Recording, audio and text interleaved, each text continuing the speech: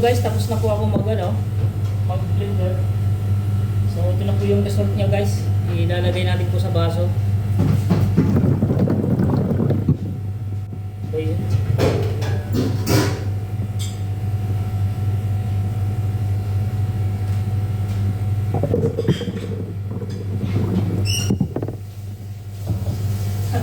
Tapos ayan guys, ito po guys, dapat purong-puro, wala pong halong tubig. So inumin po natin guys.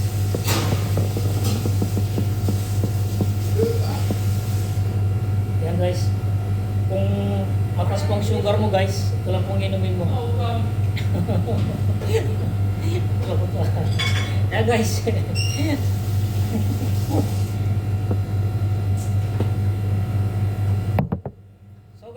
Maraming salamat po.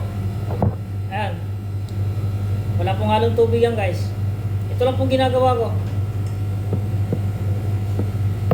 Thank you so much for watching guys.